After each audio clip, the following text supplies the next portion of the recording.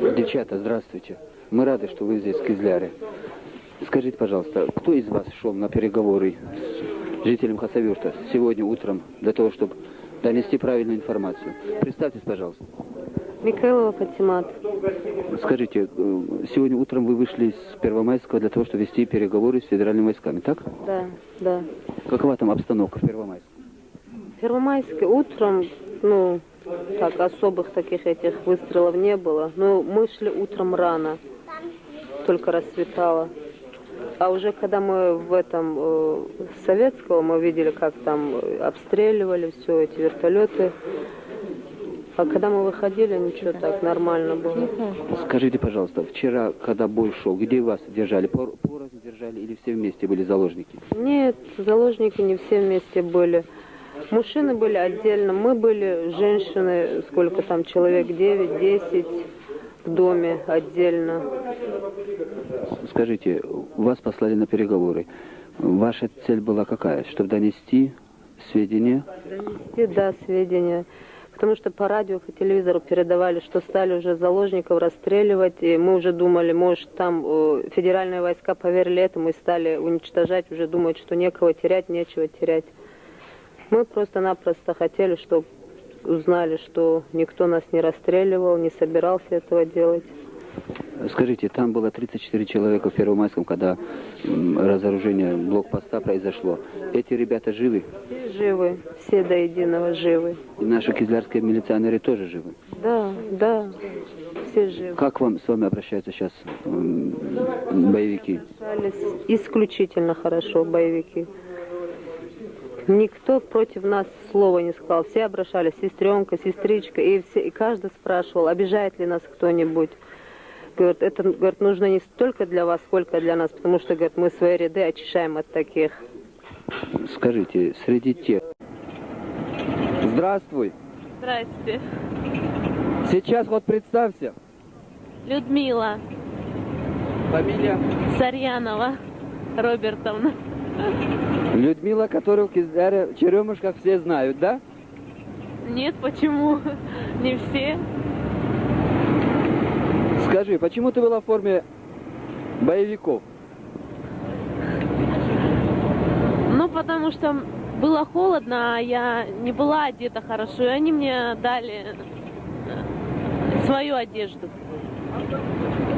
Скажи, те слухи, которые ходят в Кизляре, что ты вроде бы сбила 2 БТР, это правда? Серьезно? Нет, это неправда. Даже стрелять не пыталась? Нет, я не стреляла. Мне не доверяли. Не заслужила, не заслужила. И еще один вопрос тебе. Что ты сейчас испытываешь, помимо радости? Радости, что я возвращаюсь домой? Кроме радости. Ну, симпатию к чеченцам. Очень даже большую симпатию. Ну, и в одно время и радость, и печаль, что я рассталась с такими хорошими людьми. Скажи, это не странно? Человек, который был в заложниках, который прошел больницу, который прошел бомбежку, и вдруг симпатия к чеченцам. Почему? Для меня странно это. А для меня нет, потому что они относились не как к заложникам, а относились как к обыкновенным людям, которых приходится спасать от своих же российских солдат, которые нас якобы спасали от боевиков. Скажи, вот эта симпатия, которая у тебя сейчас сложилась после боев, эта симпатия была еще в больнице или это уже приобретенная? Приобретенная. Ну, боевики к вам относились так же, как к националам или нет? Разницы не было.